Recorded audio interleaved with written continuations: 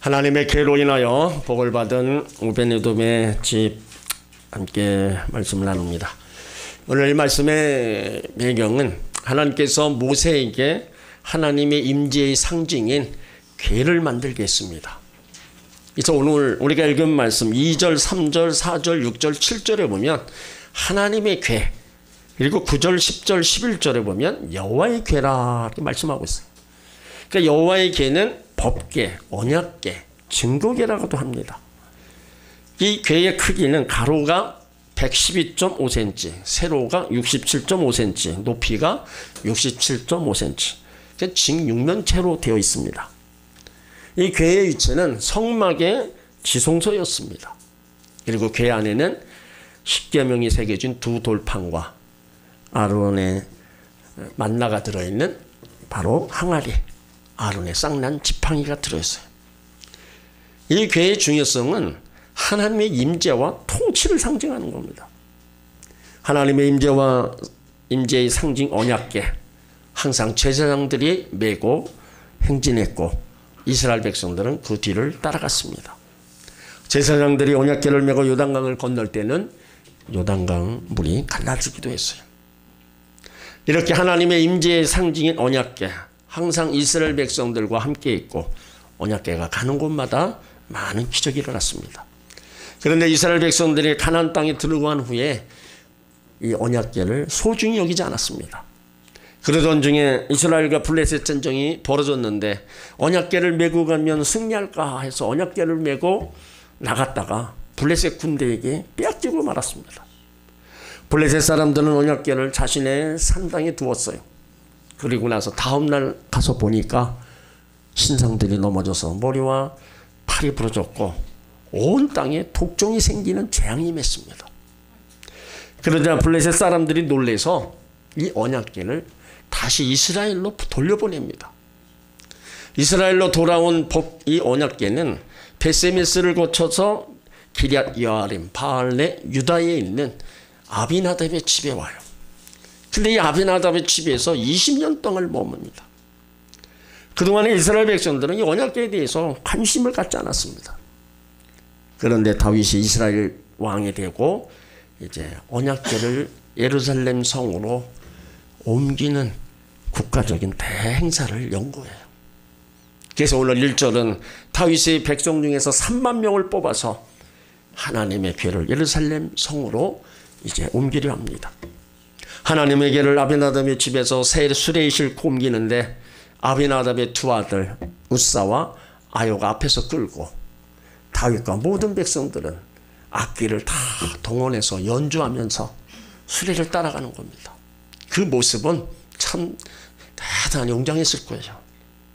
그런데 하나님의 언약궤를 옮기다가 아비나답의 아들 우사가 하나님께 죽임을 당하는 사건이 발생해요. 오늘 6절 7절을 보면 저희가 타작마당에 이르러서는 소들이 뛰므로 우사가 손을 들어 하나님의 궤를 붙들었더니 여호와 하나님이 우사의 잘못을 인하여 진노하사 저를 그곳에서 치시니 저가 거기에 하나님의 궤 곁에서 죽으니라. 언약궤가 나곤의 타작마당에 이르렀을 때 갑자기 소들이 뛰고 우사가 하나님의 궤를 붙들었어. 그때 하나님이 진노하사 우사를 치심으로 그 자리에서 죽은 겁니다. 왜 우사가 하나님께 죽임을 당했습니까? 우사의 잘못이 무엇을 해서 뭘 잘못했습니까?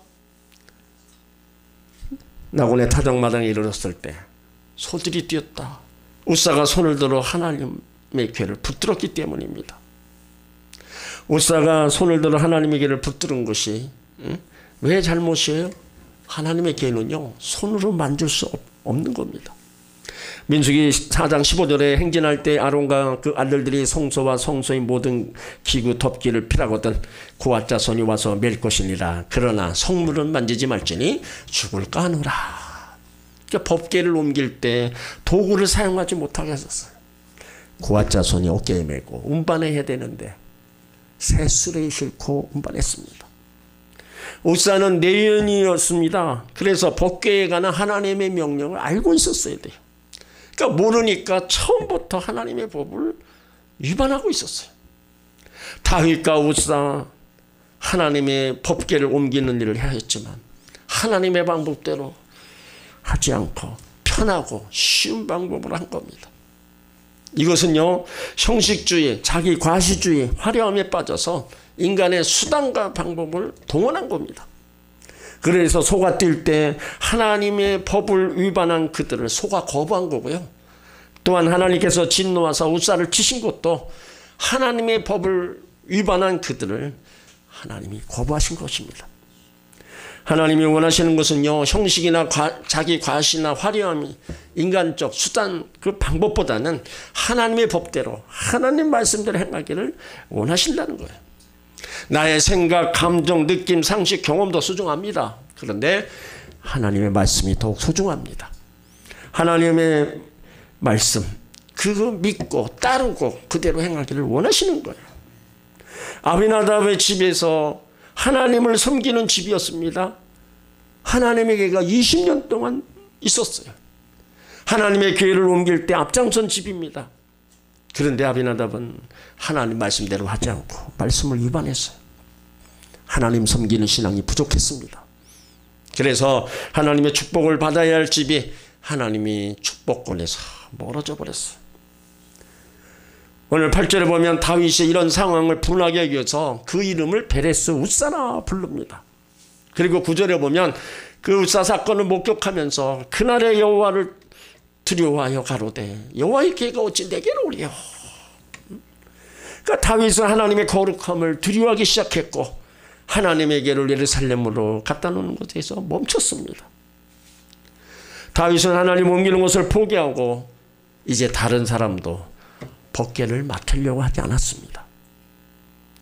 여러분, 우리 같으면 이런 위기 상황에서 하나님의 법궤를 집으로 모시겠습니까? 하나님이 진노하심을 본 후에 법궤를 모시는 거는요, 쉽지 않습니다. 평안할 때는 모실 수 있는데 이런 위기 상황에서는 모셔오기를 꺼려합니다. 이러할 때 법궤를 맡겠다고 스스로 나선 사람이 오베니돔입니다. 오늘 10절에 보면 여호와의 궤를 옮겨 다윗성 자기에게로 메어가기를 즐겨 아니하고 치우쳐 가드 사람 오베네 집으로 메어간지라. 하나님의 임재의 상징인 법궤가 두려움의 상징이 되었는데 오베네돔은 자기 집으로 메고 간 거예요. 성경에 오베네돔이 어떤 사람이라고 나오지 않습니다.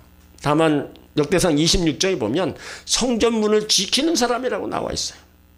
그가 성전문을 지켰다는 것은요, 레위 자손이라는 겁니다. 그래서 오베네돔은 다윗의 명을 받아서 이제 하나님의 궤를 집으로 모시는 거예요.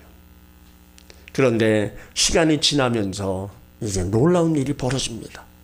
오늘 11절에 보면 여호와의 궤가 가드 사람 오베네돔 집에 석 달을 있었는데 여호와께서 오베네돔과 그 온 집에 복을 주시니라.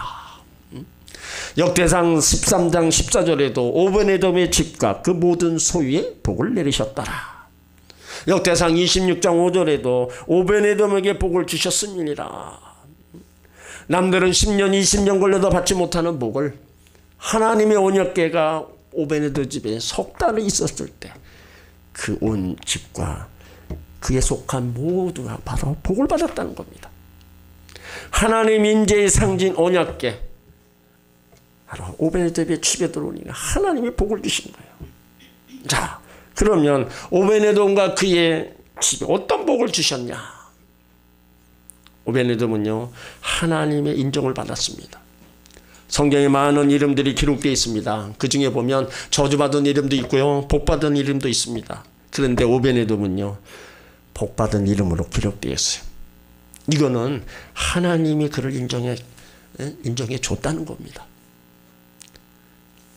나의 이름이 성경에 기록되지 않아도 바로 나의 이름이 생명책에 기록되어 있음을 아시길 바랍니다. 예수 그리스도를 구세주로 영접함으로 인해서 우리의 이름이 생명책에 기록되어 있습니다. 이것은요, 하나님께서 인정해 주셔서 생명책에 기록된 바로 우리의 이름이 된 거예요. 그러므로 하나님께서 생명책에 기록해 주신 나의 이름이 지워지지 않도록 신앙생활을 잘 하시길 바랍니다. 하나님이 인정하신 만큼 인정받은 사람답게 우리가 신앙생활을 잘해 나가시길 바랍니다. 또 오베네돔은요, 그의 형제들과 자손이 복을 받았습니다. 역대상 26장 4절로 8절을 보면 오베네돔의 자손이 60명이 있었는데 모두 다스리는 자, 큰 용사, 능력 있는 자, 직무를 잘하는 자로 이스라엘의 리더가 되었다고 기록되어 있어요. 이거는 부모의 신앙과 축복이 자손들에게 유전되며 눈에 보이지 않는 영적 DNA가 자손들에게 유전되는 것을 알려주는 겁니다. 그렇기 때문에 부모님들이 신앙생활을 잘해야 되는 거예요. 자녀들이 잘 되는 것은요, 부모의 몫입니다. 그렇기 때문에 신앙생활을 우리가 확실하게 잘해야 된다는 거예요. 예수 믿기로 작정했다면 우리는 분명히 태도를 분명히 하고 하나님 편에 끝까지 서고 하나님을 가까이 하는 그런 신앙으로 달려가야 된다는 겁니다. 여기 아비나답의 집과 같은 신앙생활은요, 하나님께 복받기 어렵습니다. 근데 오베네돔의 집과 같은 신앙생활은 하나님 앞에 축복을 받는 거예요. 아비나답의 잘못된 신앙이 아들 우사에게 전달되었고 결과적으로 하나님의 진노를 일으킨 거예요. 반면에 오베네돔의 올바른 신앙이 자신과 집안 식구들과 소유에 하나님의 축복이 임하게 했습니다.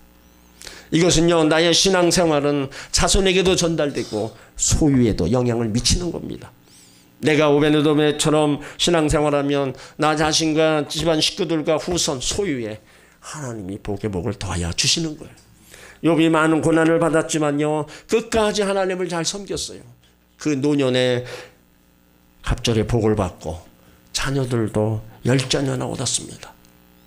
그것은 끝까지 하나님을 신앙 믿고 의지하며 나갔을 때 하나님께서 그에게 주신 아름다운 복입니다.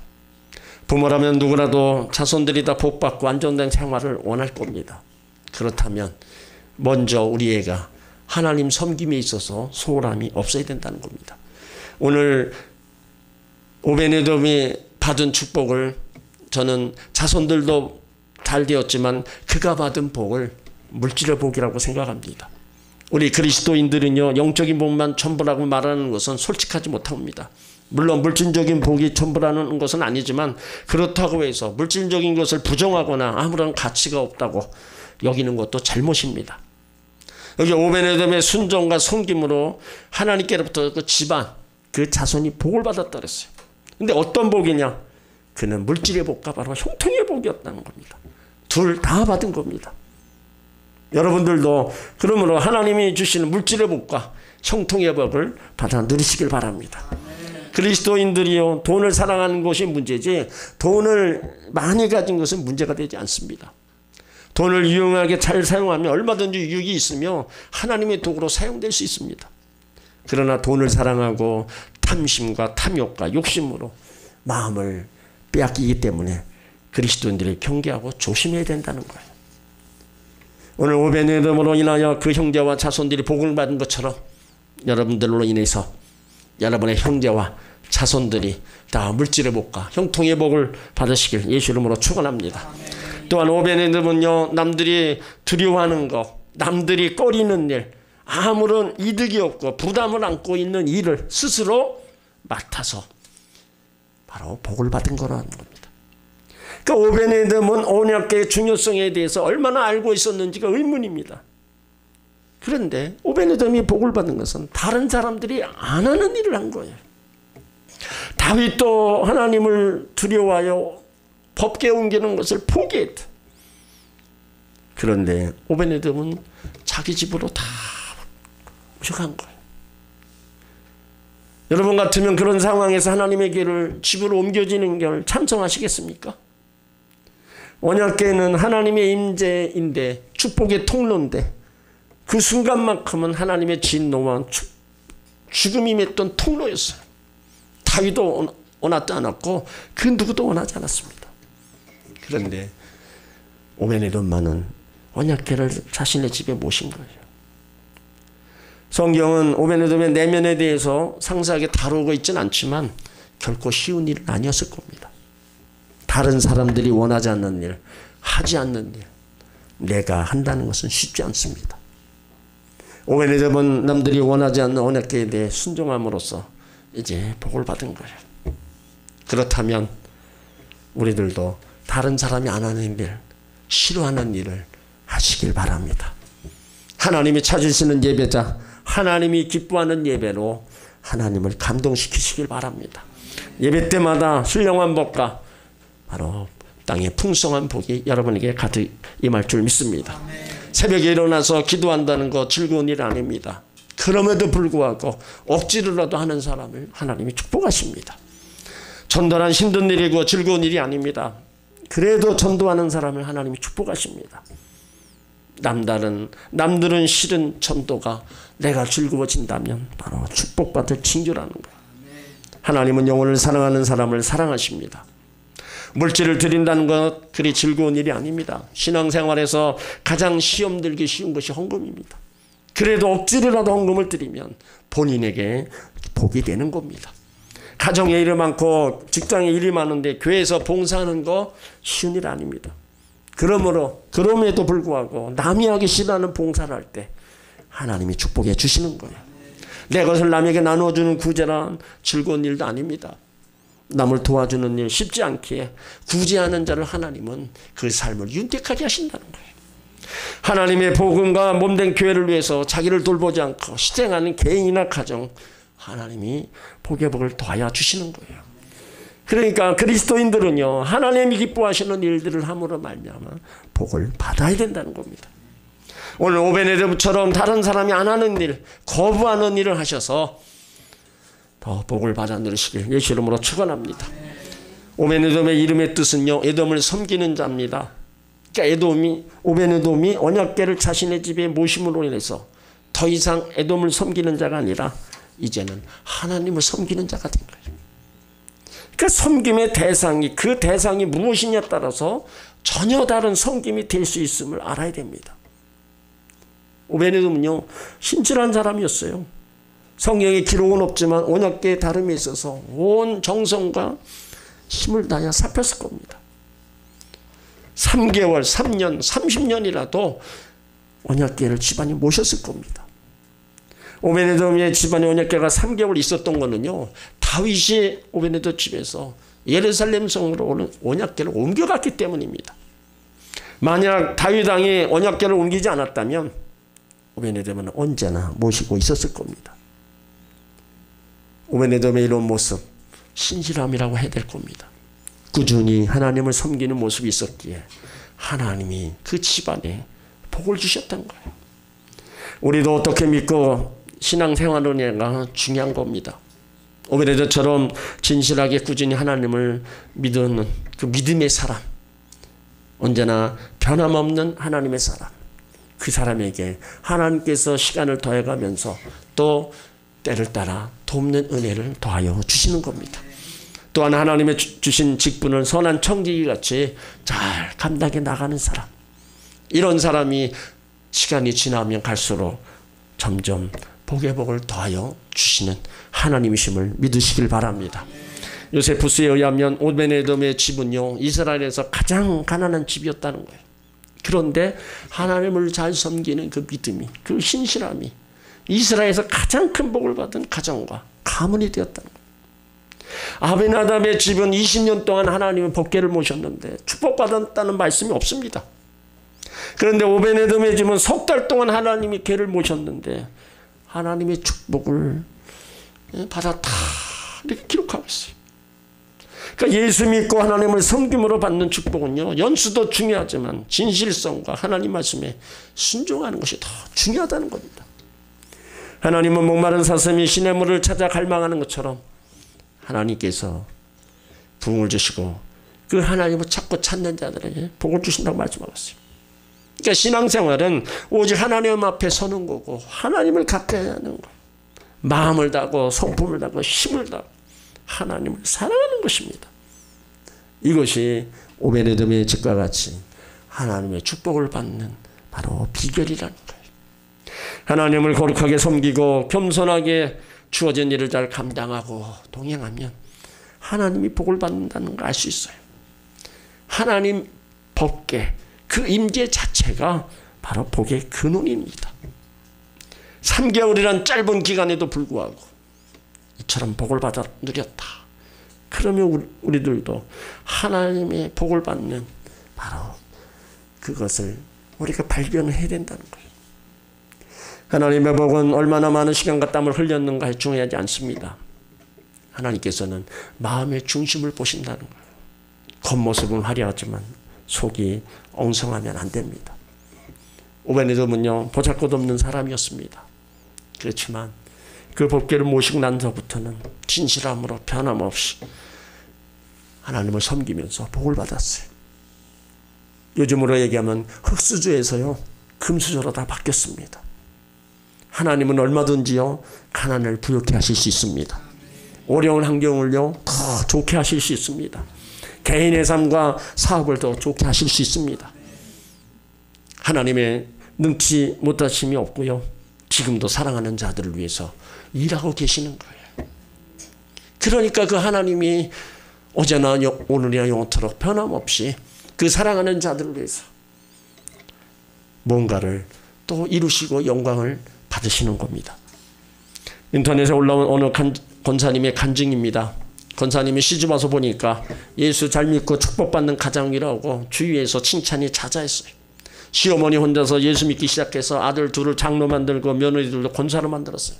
그런데 어느 날 권사님이 본문에 나오는 이 아비나답의 집과 오베네돔의 집의 설교를 들으면서 충격을 받습니다. 다른 사람들은 예수 믿고 축복받은 가정이라고 칭찬하는데 사실 속을 들여다보니까 큰 조카는 항상 애를 먹이고 있고 시집간 딸은 평탄치도 않고 사업은 빚더미 올라 앉아있고 몸은 무거워서 교회 봉사도 제대로 하지 못하고 있어요. 그러니까 말씀에 나오는 설교를 듣는 가운데 우리 집이 아비나답의 집이었구나, 그걸 깨달은 거예요. 그래서 지금까지 신앙 습관을 버리고 이제는 오베네돔의 집과 같이 신앙생활하라고 결심을 합니다. 그리고 진심으로 하나님 경외하고 정성스럽게 교회에 가서 섬기고 남이 안 하는 일 또 하고, 그런 시간이 또 지나면서 가족들이 신앙생활 잘하고 집안의 모든 일들이 하나님의 은혜와 축복으로 다 회복됐다는 겁니다. 그러니까 똑같은 상황에서 똑같은 일을 해도 동기와 가정 결과가 다를 수 있습니다. 우리가 이왕 신앙생활을 한다면 우리는 복받은 그런 신앙생활, 그 이상의 정말로 신앙생활을 우리는 추구하며 나가야 되는 겁니다. 사랑하는 성도 여러분, 하나님의 축복은요, 이 법궤보다 더 위대한 예수 그리스도를 모신 가정과 성도들에게 임하는 것을 아시기 바랍니다. 그러니까 예수 믿고 신앙생활하면서 아비나답의 집과 같은 신앙생활하는 사람이 있고 오베네돔의 집과 같이 신앙생활하는 사람이 있습니다. 바라기는 여러분들의 신앙이 오베네돔 같은 그런 신앙생활 하시기를 주의 이름으로 축원합니다. 다윗이 위기 속에서 찾을 수 있는 신실한 믿음의 사람 오베네돔을 닮으시길 바랍니다. 인간적인 생각이나 세속 방법으로 신앙생활하지 말고 하나님 말씀대로 신앙생활 하시길 바랍니다. 오베네돔처럼 분명한 믿음과 용기를 가지고 항상 하나님 편에서 신앙생활 하시길 바랍니다. 여러분들을 통해서 말씀에 순종하는 믿음의 가정, 믿음의 자녀들이 나오도록 하시길 바랍니다. 그러면요, 오베네돔 집 같은 그러한 복이 본인, 나 자신뿐만 아니라 집안 식구들, 자녀들, 모든 소유 하나님으로부터 복이 임하게 될 줄 믿습니다. 3개월 동안 하나님의 복궤가 있었던 오베네돔의 가정처럼 정말로 한 번뿐인 인생 하나님의 섬김을 통해서 자녀들이 복을 받고 재물의 복을 받고 내 일생에 정말 하나님의 영광을 드러내는 그런 삶을 나타내기를 힘쓰시기 바랍니다. 하나님 지금도요, 우리를 향해서 뭔가를 베풀어 주시고자 하는 그 모든 것들을 다 사랑하는 자를 위해서 준비해 놓으셨어요. 우리 눈은 안 보이고 손엔 잡히는 거 없다 할지라도 하나님이 준비해 놓으신 거 우리는 다 하나님 섬김으로 인해서 다 받아 누려야 되는 겁니다. 우리는 받을 자격이 있는 하나님의 자녀들이고 자녀들이기 때문에 또 하나님으로부터 그런 복을 받도록 하나님을 또 잘 섬기고 나가야 되는 거예요. 여러분 모두가 다 하나님 섬김의 그 신앙이 오베데돔처럼 잘 섬겨서 제모레복과 자손들이 잘 되는 복을 받아 누리시길 예수 이름으로 축원합니다. 아멘.